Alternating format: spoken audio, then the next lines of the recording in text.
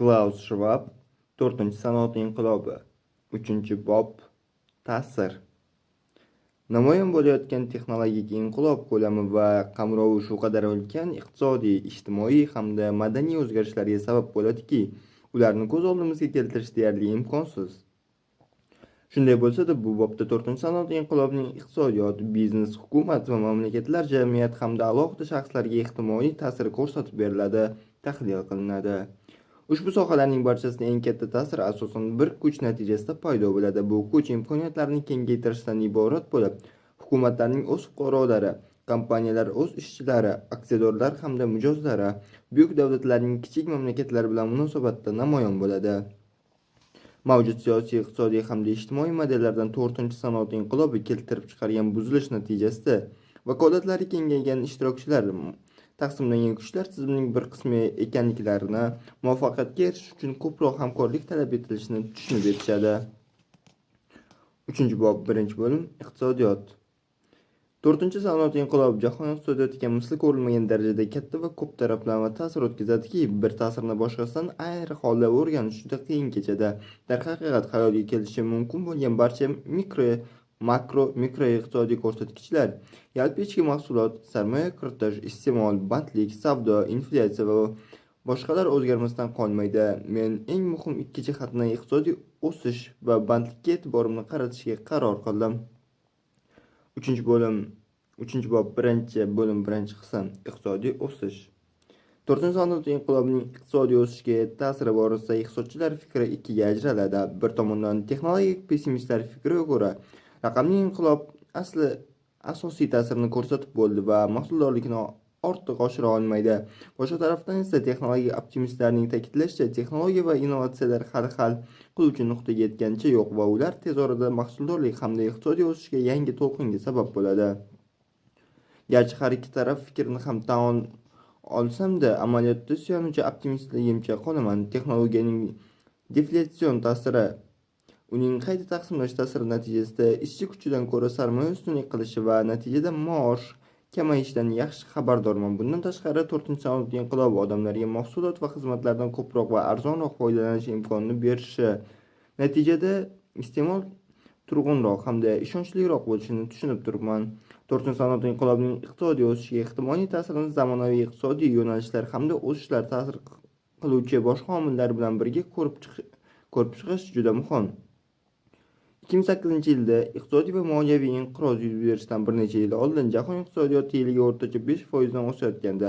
Agar ushbu tezlik saqlanib qolganda, global yalpi ichki mahsulot hajmi har 14-15 yilda 2 barobar ortgan va milliardlab odamlar qashshoqlikdan chiqqan bo'lardi. Buyuk turg'unlikdan keyinroq jahon iqtisodiyoti o'zining avvalgi yuqori sur'atlariga qaytadi degan fikr keng tarqalgan, ammo bunday holat yuz bermadi.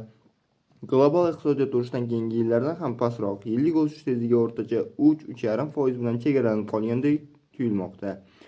Ayrim iqtisodchilar 100 yillik inqiroz ro'y berishi mumkinligini taxmin qilib, dunyoviy turg'unlik haqida gapirmoqda. Ushbu atamani katta depressiya davrida Alvin Ganzen o'ylab topgan bo'lib, yaqin yillarda iqtisodchilar Larry Summers va Paul Krugmanlar uni qayta muomalaga kiritdi. Dunyoviy turg'unlik talabning hatto nolga yaqin kredit foizlari bilan ham o'zgartirib bo'lmaydigan darajada kamayib ketish holatini tasvirlaydi. Garchi bu g'oya iqtisodchilar orasida munozaraga sabab bo'lsa-da, muhim xulosalar chiqarishga imkon beradi. Agar fikr to'g'ri bo'lsa, global yalpi ichki mahsulot o'sish tezligi yanada kamayishi mumkin. Global yalpi ichki mahsulot hajmining yillik o'sishi 2% gacha tushib ketdi deb tasavvur qilaylik. Bu esa uning hajmi 2 barobar ortishi uchun 36 yil kerak bo'ladi demakdir. Global o'sish sekinlashuvini sarmoyaning noto'g'ri taqsimlanishi, qarzdorlik ortishi va demografik o'zgarishlar kabi qator sabablar bilan tushuntirish mumkin. Ular ichidan texnologik taraqqiyot bilan bog'liq ikkitasini, aholi yoshining ortib borishi va mahsuldorlikni ko'rib chiqamiz. Aholining qarishi. Jahonning ayni paytda 7,2 milliard aholisi 2030-yilga borib 8 milliardga, 2050-yilgacha esa 9 milliardga yetishini bashorat qilmoqda. Bu umumiy talabning ortishiga olib kelishi kerak, ammo muhim ahamiyat kasb etuvchi yana bir demografik o'zgarish, keksayish ham bor. Keng tarqalgan qarashlarga ko'ra, keksa yoshdagi aholining ortib borishi asosan g'arbdagi boy davlatlarga xos. Ammo bu fikr u qadar to'g'ri emas. Tug'ilish ko'rsatkichlarining aholi sonini turg'un tutib turuvchi darajadan kamayish nafaqat bunday holat dastlab boshlangan Yevropada, balki Janubiy Amerika va Karib dengizi havzasi Osiyoning katta qismi va shu jumladan Xitoy va Janubiy Hindiston, hattoki Livan, Marokash, Eron singari Yaqin Sharq hamda Shimoliy Afrikaning ayrim mamlakatlarida ham kuzatilmoqda. Agar nafaqaga chiqish yoshi keskin oshirilib, jamiyatning yoshi katta vakillari ham ishchi kuchi sifatida hissa qo'shishda davom etmasa, keksa yoshdagi aholining ortishi katta iqtisodiy qiyinchiliklarga sabab bo'ladi. Chunki g'amxo'rlikka muhtoj keksalar soni ortib borgan sari mehnatga layoqatli aholi kamayib boradi. Keksalar soni ortib, yoshlar soni kamaygan sari uy jihozlari, avtomobil va boshqa shu kabi katta xarajat talab qiluvchi mahsulotlar xarid qilish, bunga qo'shimcha ravishda tadbirkorlik sohasida tavakkal qiluvchi odamlar ham kamayadi. Buning sababi qarayotgan ishchilar qo'lidagi mablag'dan yangi korxonalar yaratishdan ko'ra yaxshiroq sharoitda nafaqaga chiqish uchun foydalanishni afzal ko'rishadi. Bu holat odamlar nafaqaga chiqib, omonatlarni qaytarib olganda omonat va sarmoya hajmi kamayishi biroz muvozanatlashtiriladi. Mazkur odatlar va modellar yoshi kattalar soni ortib borayotgan jamiyatlar moslashgan sari o'zgarishi mumkin. Biroq texnologik inqilob mahsuldorliklarni jadal o'sishiga sabab bo'lmasa, keksalar soni ortib borayotgan dunyoda o'sishning sekinlashishi umumiy qoida sifatida qolaveradi.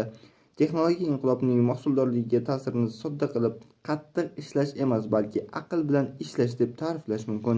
4-sanoat inqilobi bizga uzoqroq, sog'lomroq va faolroq yashash imkonini beradi. Rivojlangan davlatlarda hozirda tug'ilayotgan bolalarning chorak qismidan ko'pi 100 yil umr ko'rishi kutilayotgan jamiyatda yashar ekanmiz. Mehnat yoshidagi aholi nafaqa va shaxsiy hayotni rejalashtirish singari tushunchalarni qayta ko'rib chiqishimiz zarur. Ko'p davlatlarda yuqoridagi mavzularni muhokama qilishda yuzaga kelayotgan qiyinchiliklar kutilayotgan o'zgarishlarni oldindan ko'rish va ularga tayyorlanish borasida qanchalik oqsayotganimizning yana bir isbotidir. Mahsuldorlik. Texnologik yutuqlar va innovatsiyaga ajratilgan sarmoyalar miqdori geometrik progressiya bo'yicha ortishiga qaramay, so'nggi bir necha yil, 10 yil ichida dunyo bo'ylab mahsuldorlik juda sekin o'sdi. Mahsuldorlikning mantiqqa mos kelmas so'nggi timsoli texnologik innovatsiyalar uning darajasini oshirmaydi degan fikr iqtisodiyotning buyuk turg'unlikdan ham oldin paydo bo'lgan ochilmagan tilsimidir. Unga haligacha qoniqarli izoh topilgani yo'q. AQShni olaylik. U yerda mahsuldorlik 1947-yildan 1983-yilgacha o'rtacha 2,8%ga, 2007-yillarda 2,6%ga, 2007-yildan 2014-yilgacha esa atigi 1,3%ga o'sdi. Pasayishning asosiy qismi texnologiya va innovatsiya tufayli paydo bo'ladigan samaradorlik bilan bog'liq TFPning past ko'rsatkichlariga borib taqaladi. AQSh Mehnat statistika byurosi bergan ma'lumotlarga ko'ra, 2007-yildan 2014-yilgacha TFPning o'sishi 0,5% tashkil etgan. Bu 1995-2007-yillardagi 1,4% ga o'sishdan ancha past. Mahsuldorlik ko'rsatkichlaridagi bunday pasayish kredit foizlari deyarli 5 yil davomida 0% atrofida muallaq saqlanib qolgan bir paytda AQShning eng yirik 50 ta kompaniyasi 1 trilliondan ortiq mablag' to'plaganini hisobga olganda ayniqsa xavotirli. Mahsuldorlik uzoq muddatli o'sish va yuqori hayot standartlarini belgilovchi eng muhim omillar. Shunday ekan, 4-sanoat inqilobi davrida uning o'sishi kuzatilmasa, har ikkisining pasayishiga guvoh bo'lamiz. Biroq mahsuldorlikning pasayib borishidan dalolat beruvchi ma'lumotlarni texnologiya va innovatsiyadagi geometrik progressiya bo'yicha o'sishdan kutilayotgan yuqori unumdorlik bilan qanday bog'lash mumkin? Asosiy argument kiritilgan va chiqarilgan resurslar, shu qatorda unumdorlikni o'lchash muammosiga qaratilgan.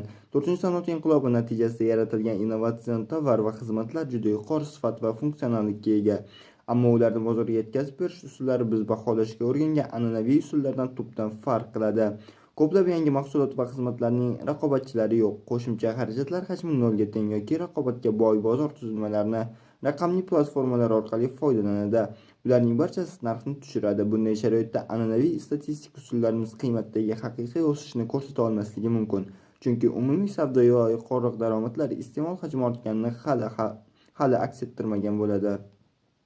Google'ning bosh iqtisodchisi Hal Varian talabga asoslangan iqtisodiyot qudrati orqali mobil ilova yordamida taksi chaqirish yoki avtomobilni ijaraga olishdagi samaradorlik kabi ko'plab misollarni keltiradi. Samaradorlikni va shu bilan bir qatorda mahsuldorlikni oshiradigan ko'plab boshqa xizmatlar mavjud, ammo ular asosan bepul bo'lgani sababli uyda va ishda katta foyda keltiradi. Natijada ma'lum xizmatdan olinadigan foyda hamda milliy statistikada o'lchangan iqtisodiy o'sish ko'rsatkichlari orasida tafovut kelib chiqadi. Shuningdek, bu iqtisodiy ko'rsatkichlar keltirilgandan ko'ra samaraliroq ishlab chiqarayotganimiz va iste'mol qilayotganimizni anglatadi. Yana bir fikrga ko'ra, 3-sanoat inqilobi ta'sirida paydo bo'lgan mahsuldorlik katta ehtimol bilan o'z kuchini yo'qotmoqda. 4-sanoat inqilobi asosida vujudga kelayotgan yangi texnologiyalar to'lqini tufayli mahsuldorlikda sodir bo'lishi kutilayotgan keskin o'sish hali oldinda. Darhaqiqat, amaliyotga suyanuvchi optimist sifatida 4-sanoat inqilobi dunyoga ko'rsatadigan ijobiy ta'sirini sezish ostonasida turganimizga aminman. Bunday optimistik qarashlarim quyidagi 3 sababga asoslangan. Birinchidan, 4-sanoat inqilobi butun dunyodagi shaxslar va jamiyatlarni o'zaro bog'lab, imkoniyatlarni kengaytiradi. Shuning hisobiga u mavjud mahsulot va xizmatlarga bo'lgan talabni oshirish orqali jahon iqtisodida 2 milliard odamning shu paytgacha qoldirilmagan ehtiyojlarini integratsiyalash imkonini beradi. Ikkinchidan, 4-sanoat inqilobi yuzaga keladigan nojo'ya tashqi ta'sirlarni bartaraf etishda va shu jarayonda iqtisodiy o'sishni jadallashtirish imkoniyatimizni kengaytiradi. Misol sifatida eng yirik nojo'ya tashqi ta'sirlardan biri bo'lgan karbonat angidrid ajralishini olaylik.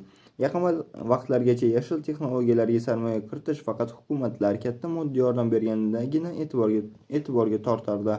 Bu hol tobora kamayib bormoqda. Qayta tiklanadigan energiya, yonilg'i samaradorligi hamda energiyani zaxiralash sohalaridagi texnologiya yutuqlari nafaqat ularga sarmoya kiritishdan keladigan foydani oshirib, yalpi ichki mahsulot o'sishiga olib keladi, balki zamonamizning yirik global muammosi bo'lgan iqlim o'zgarishiga ham ijobiy ta'sir ko'rsatadi. Uchinchidan, keyingi bo'limlarda keltirilganidek, men bilan muloqotda bo'lgan biznes, hukumat va fuqarolik jamiyati rahbarlarining barchasi raqamli texnologiyalar taqdim etayotgan barcha imkoniyatlardan samarali foydalanish uchun o'z tashkilotlarini o'zgartirishda qiyinchilikka duch kelayotganini aytishgan. Biz hali ham 4-sanoat inqilobining boshlanish nuqtasida turibmiz. Undan to'laligicha foydalanish uchun butunlay yangi iqtisodiy hamda tashkiliy tuzilmalar zarur bo'ladi. Darhaqiqat, 4-sanoat inqilobi iqtisodiyotdagi raqobat qoidalari nazdimda avvalgi davrlardan farq qiladi. Raqobatbardoshlikni saqlab qolish uchun kompaniyalar va mamlakatlar innovatsiyasining barcha ko'rinishlaridan ilg'or bo'lishlari lozim. Bu esa xarajatlarni kamaytirish strategiyasi, mahsulot hamda xizmatlar yetkazishning yangi usullariga qaraganda kamroq samara berishini anglatadi. Ayni paytda o'z o'rniga ega kompaniyalarning boshqa soha va mamlakatlarda paydo bo'lgan buzg'unchilar hamda innovatorlar ta'sirida katta bosim ostiga tushib qolganiga guvoh bo'lyapmiz. Yuqoridagi jumla e'tiborimni muvofiq ekotizimlar yaratishga qaratish kerakligini tushunib yetmagan davlatlarga ham tegishlidir. Xulosa qilib aytganda, strukturaviy hamda tizimli omillar yig'indisi iqtisodiyot borasidagi tushunchalarimizni o'zgartirib, darsliklarni qayta yozishga majbur qilishiga ishonaman. 4-sanoat inqilobi iqtisodiy o'sishni jadallashtirish va biz duch kelayotgan ayrim global qiyinchiliklarni yengish imkoniga ega. Biroq u sabab bo'lishi mumkin bo'lgan salbiy ta'sirlar, ayniqsa tengsizlik, bandlik va mehnat bozoriga o'tkaziladigan ta'sirni nazarda qochirmasligimiz, shunga mos ravishda ish tutishimiz zarur. 3-bob 1-bo'lim 2-qism. Bandlik. Texnologiyaning iqtisodiy o'sishiga ko'rsatadigan ijobiy ta'siriga qaramay, e'tiborni qisqa muddatga bo'lsa ham uning mehnat bozoriga ko'rsatishimiz mumkin bo'lgan salbiy ta'siriga qaratishimiz darkor. Texnologiyaning ish o'rinlariga ta'siri bilan bog'liq xavotirlar yangilik emas. 1931-yilda iqtisodchi Jon Maynard Keynes ishchi kuchidan foydalanishning yangi usullarini topishimizdan o'zib ketishi natijasida yuzaga kelgan texnologik ishsizlikdan ogohlantirgan. Uning xavotirlari noo'rin bo'lib chiqdi. Biroq bu safar ular to'g'ri bo'lsa-chi, so'nggi yillarda kompyuterlar turli kasb egalari, ayniqsa hisobchi, kassir va telefon operatorlarining ishini bajarayotgani borasidagi dalillar tufayli munozaralar yana jonlandi. Yangi texnologik inqilob nima sababdan avvalgilariga qaraganda ko'proq chalkashliklarga sabab bo'lishi kitobning kirish qismida aytib o'tilgan. Ushbu sabab tezlik, keng ko'lam va tub o'zgarishlar butun tizimlarning batamom reformasida o'z aksini topadi. Harakatga keltiruvchi kuchlar nazar solar ekanmiz, bir narsa aniq. Yangi texnologiyalar barcha soha va kasblarda ish tabiatini tubdan o'zgartirib yuboradi. Avtomatlashtirish ishchi kuchi o'rnini qay darajada egallashi esa noaniq. Bu o'zgarishlar qancha vaqt davom etadi va qay darajada uzoqqa boradi? Buni tushunish uchun dastlab texnologiya bandlikka ko'rsatayotgan ikki yoqlama ta'sir haqida tushuncha hosil qilishimiz zarur. Birinchidan, texnologiya keltirib chiqargan buzilishlar va avtomatlashtirishda ishchi kuchini sarmoya bilan almashtirish vayronkor ta'sir etadi.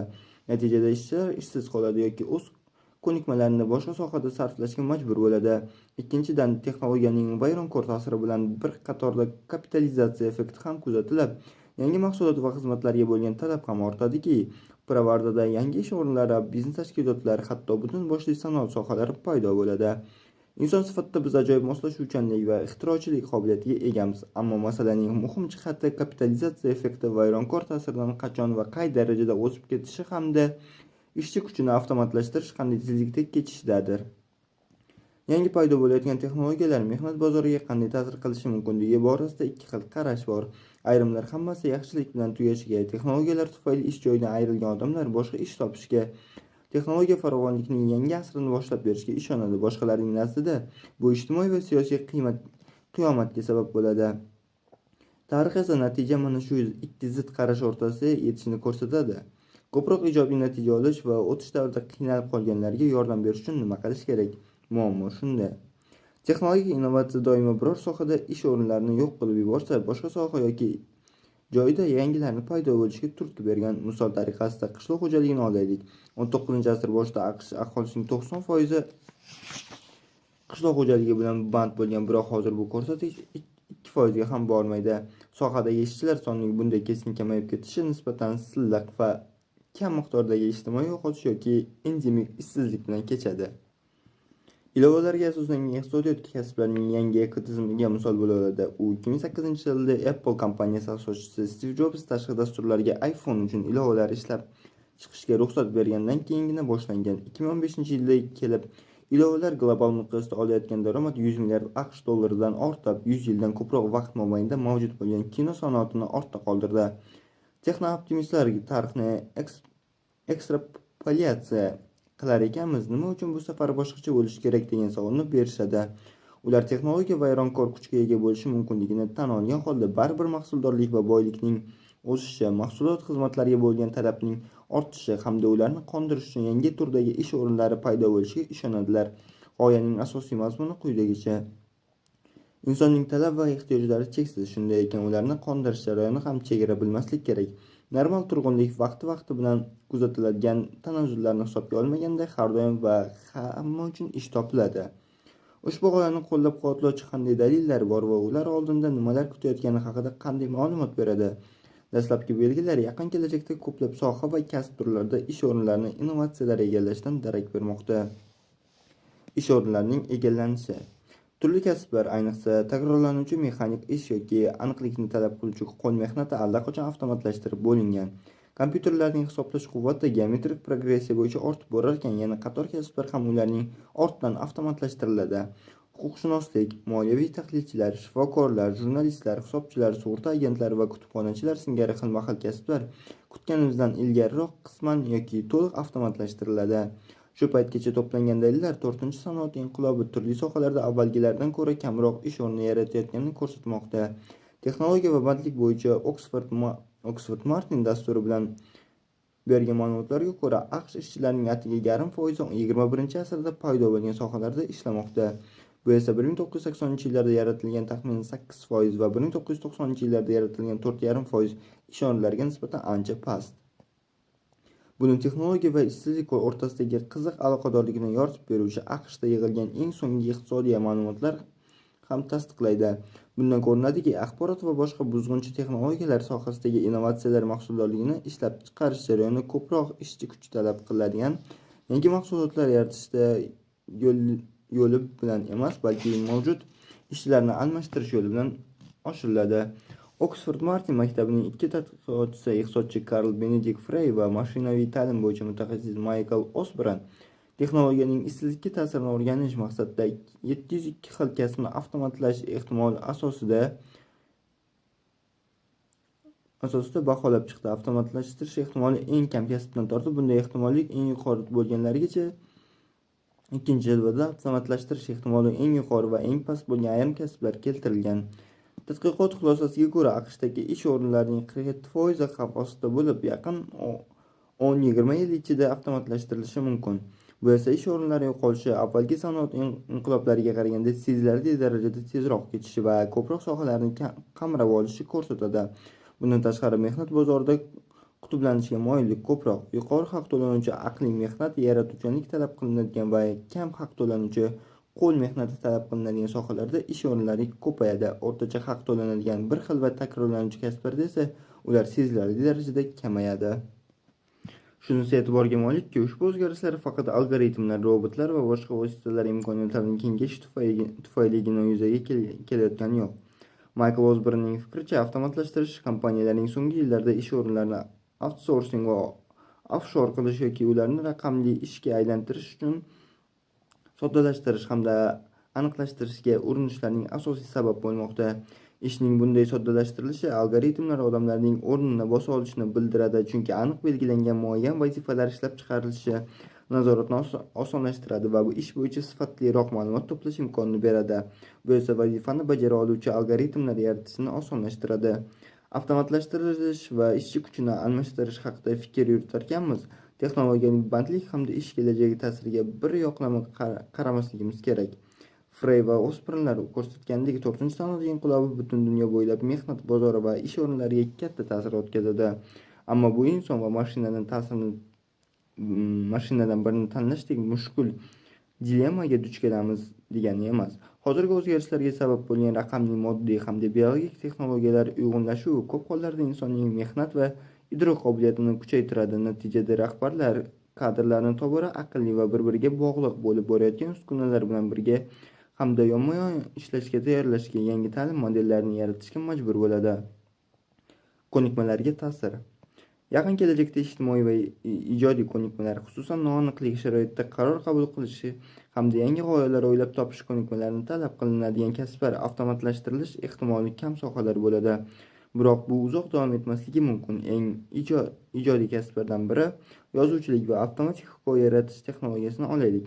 Murakkab algoritmlar har qanday kitobxonga mos uslubda hikoya yarata oladi. Hikoya mazmuni inson qalami mahsuliga shu qadar o'xshaydiki, The New York Times gazetasi o'tkazgan so'rovnomada bir-biriga o'xshash ikki xil matn berilganda, ishtirokchilar ulardan qaysi birini odam, qaysi birini robot yozganini ajrata olmagan. Bu texnologiya jadal suratlar bilan rivojlanmoqda. Shu bois avtomatik hikoya yaratish texnologiyasiga ixtisoslashgan Narrative Science asoschilaridan biri Christian Hammond 2020-yilda o'rtalarga borib, yangiliklarning 90% algoritmlar tomonidan yozilishini bashorat qilgan. Bu algoritmlarning asosiy qismi odam ishtirokisiz ishlaydi. Bunday tez rivojlanayotgan mehnat muhitida bandlikdagi kelgusi o'zgarishlar hamda talab qilinishi mumkin bo'lgan bilim va ko'nikmalarni oldindan ko'ra bilish barcha manfaatdor tomonlar uchun muhim ahamiyat kasb etadi. Kelajakdagi o'zgarishlar sanoat sohasi va jug'rofiy joylashuviga bog'liq. Shu sababli 4-sanoat inqilobining har bir soha va mamlakatga xos ta'siri. Forumning kelajak kasblari hisobotini tuzishdagi sanoatning 10 ta asosiy sohasi va iqtisodiyotda rivojlangan 15 ta davlatdagi eng yirik ish beruvchi kompaniyalarning kadrlari bo'yicha mutaxassislardan ma'lumotlar to'pladik. Ulardan bandlik, ish o'rinlari va malaka borasida 2020-yilgacha qanday o'zgarishlar kutilayotganini so'radik. Birinchi rasmda keltirilganidek, so'rovnoma qatnashchilarining ishonchi komilki, 2020-yilga borib murakkab muammolarni hal qilish, ijtimoiy va tizimli ko'nikmalar, jismoniy layoqat hamda ma'lum soha uchun zarur bo'ladigan mahoratga nisbatan ancha ko'p talab qilinadi. Hisobotga ko'ra, bandlik darajasi nisbatan turg'un qolsa, sohalar va kasblar kesimida ish o'rinlari hamda ko'nikmalar tarkibi sezilarli o'zgaradi. Ko'p kasblarda maosh va ish-hayot muvozanati biroz yaxshilansa ham, so'rovnoma o'tkazilgan sohalarning yarmida ish bilan ta'minlangandek darajasi yomonlashuvi kutilmoqda. O'zgarishlar ayollar va erkaklarda turlicha ta'sir ko'rsatadi. Bu holat gender tengsizlikni yanada kuchaytirib yuborishi mumkin. Gender tafovutlar va 4-sanoat inqilobi. Jahon iqtisodiy forumi 2015-yilgi global gender tafovut hisobotining 10-nashrida ikki xavotirli trend qayd etilgan. Birinchidan, taraqqiyotning joriy tezligida butun dunyo bo'ylab iqtisodiy gender tengligini o'rnatilishi uchun yana 118 yil ketadi. Ikkinchidan, tenglik sari siljish juda sekin va ehtimol bir joyda qotib qolgan. Yuqoridagilardan kelib chiqadiki, 4-sanoat inqilobining gender tafovutiga ta'siri hisobga olish juda muhim. Moddiy, raqamli va biologik dunyolardan tobora tezlashib borayotgan texnologik o'zgarishlar ayollarning iqtisodiyot, siyosat va jamiyatda tutgan o'rniga qanday ta'sir qiladi? Asosan ayollar yoki erkaklar ustunlik qiladigan kasblardan qaysi biri avtomatlashtirishga ko'proq moyilligi ko'rib chiqish zarur bo'lgan muhim masaladir. Forumning kelajak kasblari hisobotiga ko'ra, har ikki turdagi kasblarda ham ish o'rinlari sezilarli kamayishi kutilmoqda. Agar avtomatlashtirish tufayli kelib chiqqan ishsizlik avvallari ishlab chiqarish, qurilish va uskunalar o'rnatish kabi ko'proq erkaklar ishlagan sohalarda kuzatilgan bo'lsa, Sun'iy intellekt imkoniyatlari oshgan sari xizmat ko'rsatish sohalaridagi vazifalarni ham raqamlashtirish mumkin bo'lib qoldi. Natijada rivojlanayotgan davlatlardagi mijozlarga telefonda xizmat ko'rsatish markazlaridan tortib, rivojlangan mamlakatlardagi chakana savdo va ma'muriy ish o'rinlari avtomatlashtirish xavfi ostida turibdi. Ish yo'qotish barcha holatlarda ham salbiy oqibatlarga olib keladi, ammo ayollarga an'anaviy tarzda mehnat bozoriga kirish imkonini bergan turli sohalardagi ish o'rinlari kamayishining qo'shimcha ta'siri ayniqsa sezilarlidir. Xususan bu holat yagona boquvchisi kam ko'nikmali yolg'iz ona bo'lgan oilalar turmushni xavf ostiga qo'yadi. 2 kishi ishlaydigan oilalarda daromadni kamaytirib, shusiz ham og'ir bo'lgan gender tafovutini yanada kuchaytirib yuboradi. Yangi rol va ish o'rinlaricha 4-sanoat inqilobi natijasida o'zgargan mehnat bozori ayollarga qanday yangi imkoniyatlar taklif qila oladi? Garchi hali paydo bo'lmagan sanoat sohalaridagi qanday bilim va malakalar kerak bo'lishini aniq aytish qiyin bo'lsa-da, odamlarga texnologik tizimlarni dizaynini qurish hamda ular bilan ishlash yoki texnologik innovatsiyalar doirasida qolib ketgan bo'shliqni to'ldirishga imkon beruvchi ko'nikmalar talab ortishini taxmin qilish mumkin. Erkaklar kompyuter, matematika va muhandislik sohalarida ustunlikni haligacha saqlab qolgani tufayli ixtisoslashgan texnik ko'nikmalarga bo'lgan talabning ortishi va gender tengsizlikni yanada kuchaytiradi. Biroq o'zgalarni tushunish va dardiga sherik bo'lish singari qurilmalarga bajara olmaydigan insoniy xususiyatlarga ham talab oshishi mumkin. Ayollar ruhshunoslik, terapiya, hamshiralik va shu kabi sog'liqni saqlash sohalarida murabbiylik va marosimlar tashkil qilish kabi kasblarda nisbatan ko'proq rol o'ynaydi. Bu yerdagi asosiy muammo turli darajadagi texnik qobiliyatlar talab qiluvchi ishlarda sarflangan vaqt va sa'y-harakatlarga to'lanadigan haqning teng emasligidir. Chunki hozir ayollar ustunlik qilayotgan va shaxsga yo'naltirilgan xizmatlar yetarlicha qadrlanmaslikda davom etishi mumkin. Agar shunday bo'lsa, 4-sanoat inqilobi ayollar va erkaklar rollaridagi farqning yanada chuqurlashuviga olib kelishi mumkin. Buning salbiy ta'sirlaridan biri bo'lardi, chunki u ayollarga kelajakdagi mehnat bozorida o'z iste'dodlaridan to'liq foydalanish imkonini bermay, umumiy va gender tengsizlikni kuchaytiradi. Barcha darajada gender muvozanatga ega bo'lgan guruh va jamoalar tufayli ijodkorlik, samaradorlik va xilma-xillikning kuchayishi asosida rivojlangan qadriyatlar xavf ostida qoladi. 4-sanoat inqilobida ayollar ustunlik qiluvchi sohalar hamda ayollarga bog'liq ko'plab xususiy hamda qobiliyatlarga ehtiyoj yanada ortadi. 4-sanoat inqilobi ayollar va erkaklarga qanday ta'sir qilishi oldindan aniq bashorat qila olmaymiz. Shunga qaramay, har ikki jins vakillari ham imkoniyatlarni to'liq namoyon etishi uchun iqtisodiyotdagi o'zgarishlardan, mehnat qoidalari va biznes amaliyotlaridan zaruriy o'zgartirish qilish yo'lida foydalanishimiz darkor. Ertangi dunyoda yangi ish o'rinlari va kasblar nafaqat 4-sanoat inqilobi, balki demografik bosim, geosiyosiy o'zgarishlar, yangi ijtimoiy va madaniy normalar kabi texnologiyaga bog'liq bo'lmagan omillar tufayli ham yuzaga keladi. Ularni oldindan aniq ko'rib bo'lmaydi, biroq ishlab chiqarish sarmoyaga qaraganda iste'dod hal qiluvchi omilga aylanishiga ishonaman. Shu sababli sarmoya yetishmovchiligi emas, balki malakali ishchilar yetishmasligi innovatsiyalar, raqobatbardoshlik va o'sishga xalaqit beruvchi asosiy cheklov bo'ladi. Bunday holat past malaka, past maosh va yuqori maoshli kasblar orasidagi tafovut tobora kengayib boradigan mehnat bozori yuzaga kelishiga sabab bo'ladi. Kremniy vodiysidagi yozuvchi va dasturchi tadbirkor Martin Ford bashorat qilgandek, agar o'zgarishlarga hozirdan tayyorgarlik ko'rilmasa, ular ish ko'nikmalarining piramidasining bo'shab qolishiga, pirovardida tengsizlik va ijtimoiy taranglik ortishiga olib keladi. Ushbu bosimlar 4-sanoat inqilobi doirasida yuqori malakali bo'lish nima ekanini ham qayta ko'rib chiqishga majbur qiladi.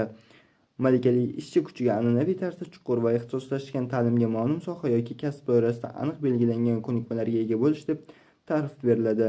Texnologiyadagi tezlashib borayotgan o'zgarishlarni hisobga olgan holda 4-sanoat inqilobi insonlarning muhitga doimiy moslashib borishi, yangi ko'nikmalarga o'rganishi va masalaga turlicha yondashishiga talab qiladi. Forumning kelajak kasblardan tadqiqotidan ma'lum bo'lishi, kadrlar bilan ishlash bo'limi rahbarlarining 50% dan kamrog'i o'z tashkilotini kutilayotgan o'zgarishlarga tayyorlash uchun olib borayotgan ishchi kuchi strategiyasiga yetarlicha ishonadi. Kompaniyalarning buzg'unchi o'zgarishlarda to'liq tushunmasligi, tashkilotning ishchi kuchini yangilash va innovatsion loyihalar o'rtasida muvofiqlik kamligi yoki yo'qligi, resurslar yetishmovchiligi va qisqa muddatli rentabellik bosimi yanada dadilroq ishlashga to'sqinlik qilayotgan omillardir. Buning natijasi o'laroq kelgusida yuz beradigan o'zgarishlar va kompaniyalarning ularga qaratilgan qo'shimcha sa'y-harakatlari o'rtasida nomutanosiblik yuzaga kelmoqda. Tashkilotlar iste'dodli xodimlarga bo'lgan talabni qondirish va yoqimsiz ijtimoiy oqibatlarning oldini olish uchun fikrlash tarzini o'zgartirish zarur. Rivojlanayotgan davlatlar iqtisodiyotiga ta'sir. 4-sanoat inqilobi rivojlanayotgan davlatlar uchun nimani anglatishiga aniqlik kiritish zarur. Avvalgi sanoat inqiloblari ko'pchilik davlatlarga hali yetib bormadi. U yerlarda elektr energiyasi, toza suv, kanalizatsiya tizimi va rivojlangan davlatlarda oddiy hol sifatida qabul qilinadigan ko'plab qulayliklar yo'q. Shunga qaramay 4-sanoat inqilobi rivojlanayotgan davlatlarga o'z ta'sirini o'tkazmay qolmaydi. 4-sanoat inqilobining aniq ta'siri hali ma'lum emas. So'nggi yillarda davlatlar ichida tengsizlik kuchaygan bo'lsa-da, davlatlararo tengsizlik sezilarli darajada kamaydi. 4-sanoat inqilobi iqtisodiyotlar orasidagi tafovutlarni kamaytiruvchi o'zgarishlarni ortga qaytaradimi yoki texnologiya va tezkor o'zgarishlardan shiddatli rivojlanish hamda ayrim bosqichlardan sakrab o'tish uchun foydalanadimi? Rivojlangan davlatlar o'z muammolari bilan o'ralashib qolgan vaqtda ham yuqoridagi jiddiy savollar javobsiz qolmasligi lozim. Jahon iqtisodiyotidagi notekisliklarni bartaraf etish shunchaki axloqiy majburiyat emas. Undan asosiy maqsad migratsion oqimlar singari global miqyosdagi geosiyosiy va xavfsizlik muammolari tufayli yuzaga keluvchi global beqarorlik xavfini kamaytirish, uning oldini olishdir. 4-sanoat inqilobi tufayli rivojlanayotgan davlatlar duch kelishi mumkin bo'lgan muammoli vaziyatlardan biri ishlab chiqarishning rivojlangan mamlakatlarda qaytishdir. Endilikda kompaniyalardagi raqobatbardoshlikni arzon ishchi kuchini ta'minlay olmasligini hisobga olsak, bunday holatning yuz berishi ehtimoli katta. Arzon ishchi kuchiga asoslanib jahon iqtisodiyotiga xizmat qiladigan ishlab chiqarish sektorini vujudga keltirish orqali sarmoya jamg'arish, texnologiyalarni o'zgartirish va aholi daromadini oshirish sinalgan usul. Agar buning imkoni bo'lmay qolsa, ko'plab davlatlar sanoatlashtirish modellari va strategiyalarini qaytadan ko'rib chiqishga majbur bo'ladi. Rivojlanayotgan mamlakatlar 4-sanoat inqilobi yuzaga keltirish imkoniyatlaridan to'laligicha foydalana olmasligi va buni qay yo'nalishda amalga oshirishi dunyo uchun katta ahamiyatga ega. Kerakli strategiyalarni tushunish, ularni ishlab chiqish va o'zgarishlarga moslashtirish uchun qo'shimcha tadqiqotlar o'tkazish, ma'lum qarashlarni shakllantirish juda muhim. 4-sanoat inqilobi keltirib chiqaradigan xavflardan biri mamlakatlararo va mamlakatlar ichida g'olib hamma narsani qo'lga kiritadi qabilidagi fikrlashning keng tarqalishi. Bu ijtimoiy taranglik va nizolar kuchayishiga, dunyoning tarqoqlashuviga, muvozanatning buzilishiga sabab bo'ladi. Odamlar bugungi kunda ijtimoiy tengsizlikka va mamlakatlarning yashash sharoitidagi farqlarga juda sezgir ekani ham masalani og'irlashtiradi. Agar ijtimoiy va xususiy sektor rahbarlari odamlar hayotini yaxshilash uchun ishonchli yo'l tutayotganini ko'rsata olmasa, ijtimoiy notinchlik, ommaviy ko'chish hamda ekstremistik zo'ravonlik kuchayadi. Bu esa barcha rivojlanish bosqichidagi davlatlarga xavf soladi. Odamlarning o'zlari va oilalari ehtiyojini mazmunli ish bilan shug'ullanish orqali qondira olishlariga ishonish juda muhim. Ammo ishchi kuchi uchun yetarli talab bo'lmasa yoki insonlarning ko'nikmalari talabga mos kelmay qolsa, nima bo'ladi? 3-bob 1-bo'lim 3-qism. Mehnat tabiati. Ishchi va ish beruvchi o'rtasidagi uzoq muddatli munosabatlar emas, balki kelishuvlar qatori dominant mehnat paradigmasiga aylanuvchi dunyo paydo bo'lgani 15 yil avval Daniel Pink o'zining Mustaqil agentlar millati kitobida tasvirlab bergan. Ushbu trend texnologik innovatsiyalar hisobiga yana tezlashadi. Hozirgi kunda talabga asoslangan iqtisodiyot ishga bo'lgan munosabatimiz va ijtimoiy tuzumni tubdan o'zgartirib yubormoqda. Vazifalar bajarilishi uchun yanada ko'proq ish beruvchilar odam bulutdan foydalanmoqda. Professional faoliyat aniq vazifa va alohida loyihalarga bo'linib, dunyoning turli chekkalarida joylashgan g'ayratli ishchilarning virtual bulutiga yuboriladi. Talabga asoslangan bu yangi iqtisodiyot ishchi kuchini taqdim qiluvchi an'anaviy xodim emas, balki maxsus vazifani bajaruvchi mustaqil ishchilardir. New York Universiteti Stern biznes maktabi professori Arun Sundaranjan New York Times gazetasi muxbiri Farhad Manjuga bu borada shunday degan: kelajakda ishchi kuchining bir qismi daromad olish uchun qator vazifalarni bajarishi mumkin. Siz bir vaqtning o'zida Uber haydovchisi, Instacart xaridori, Airbnb mezboni yoki TaskRabbit xodimi bo'lishingiz mumkin. Bunday ish uslubi kompaniyalar va ayniqsa raqamli iqtisodiyotda tez rivojlanayotgan startaplar uchun juda foydali. Odamlarning bulutli platformasidagi ishlar mustaqil hisoblangani uchun kompaniyalar hozircha eng kam ish haqqi, ish beruvchi solig'i va ijtimoiy himoya kabi majburiyatlardan xoli. Buyuk Britaniyada MBA & Company bosh ijrochisi Daniel Callaghan Financial Times jurnalidagi maqolada shunday tushuntirgani: Endilikda xohlagan odamni istalgan vaqtda va istalgan ko'rinishda yollash mumkin. Ular ishchi hisoblanmagani sababli tegishli muammo va me'yorlar haqida bosh qotirmasangiz ham bo'laveradi. Bulut tarkibidagi odamlar uchun esa asosiy ijobiy jihat erkinlik hamda global virtual tarmoqning bir qismiga aylangach paydo bo'ladigan misli ko'rilmagan harakatchanlikdir. Ayrim mustaqil ishchilar buni ko'p miqdordagi erkinlik, kamroq stress va ishdan ko'proq qoniqish hissi jamlanmasi deb hisoblamoqda. Garchi odam buluti hali to'liq shakllanmagan bo'lsa-da, ish o'rinlarini yashirin ravishda chet ellarga chiqib ketayotgani haqida ayrim dalillar bor. Bu internetda ulangan har qanday insonning imkoniyatlarini kengaytiruvchi va ko'nikma yetishmovchiligini muammosini hal qiluvchi yangi hamda moslashuvchan mehnat inqilobimi yoki nazoratsiz virtual mehnat bozorida pastga tomon yo'nalgan muqarrar poyganing boshlanishimi? Agar natija ikkinchi holat mehnat muzokaralari olib borish huquqlarini yo'qotgach, bandligi va daromadi barqaror bo'lmagan kun kechirish uchun bir vazifadan boshqasiga o'tadigan ishchilarning ijtimoiy sinfidan iborat yangi dunyo bo'lsa-da, bu ijtimoiy va siyosiy notinchliklarga sabab bo'lmasmikan? Va nihoyat odam bulutlari rivojlanishi insonlar bajaradigan ishlarning avtomatlashuvini tezlashtirmasmikan? Mehnat va ishchi kuch tabiati o'zgarayotgan sharoitga mos keluvchi ijtimoiy va mehnat shartnomalarini yaratish oldimizda turgan muammodir. Odamlar bulutining ekspluatatsiya qilinishi singari salbiy jihatlarini chegaralash bilan bir qatorda mehnat bozori o'sishi va insonlarning o'zi istagan shaklda ishlashiga xalal bermasligimiz lozim. Agar buni uddalay olmasak, 4-sanoat inqilobi mehnat tabiatini yomon tomonga o'zgartiradi. Bunday holatni London Biznes maktabi menejment amaliyoti professori Linda Gratton O'zgarish mehnat kelajakdagi allaqachon shu yerda kitobida jamoalar ichida parchalanish, yakkalanish va chetlashishning kuchayishi deb tasvirlaydi. Kitobda bir necha bor ta'kidlaganimdek, tanlov o'z qo'limizda, u to'laligicha biz qabul qiladigan siyosiy va tuzilmaviy qarorlarga bog'liq. Biroq shuni yodda tutish kerakki, tartibga soluvchi organlar norozilik bildirishi bu bilan siyosatchilarning jarayondagi qudratini tasdiqlashi va murakkab tizimning moslashuvchan kuchlarini zo'riqtirishi mumkin. Maqsadning ahamiyati. Gap faqat iste'dod va ko'nikmalar haqida bormayotgani ham unutmasligimiz lozim. Texnologiya ko'pchiligimiz xohlaydigan ulkan samaradorlikni taqdim etadi, ammo odamlar jarayonning bir qismi bo'libgina qolmasdan buyukroq ishlarda ham qatnashishni istaydilar. Karl Marks ixtisoslashuv jarayoni barchamiz mehnat qilishdan kutadigan ma'noni yo'qotib yuborishi mumkinligidan xavotirlangan. Buckminster Fuller esa o'ta ixtisoslashish keng chastotali qidirishlarni to'xtatib, umumiy va hamma narsaga qodir tamoyillar kashf qilinishiga xalal berishi mumkinligi haqida ogohlantirgan. Tobora murakkablashish va kuchayib borayotgan ixtisoslashuvga to'qinish kelar ekanmiz. Maqsadli mashg'ulotlarga talab ortib bormoqda. Bu ayniqsa korporatsiya xodimi sifatida ishlash, hayot mazmunini topishga xalaqit beradi deb hisoblaydigan yosh avlodga tegishli. Chegaralar yo'qolib, maqsadlar o'zgarib borayotgan bir paytda odamlar nafaqat ish va hayot o'rtasidagi muvozanat bo'lishini, balki bu ikki jabha bir-biri bilan uyg'unlashishini xohlamoqda. Kelajakdagi mehnat tabiati faqat ayrimlardagina bunday baxt keltira oladi degan xavotirdaman.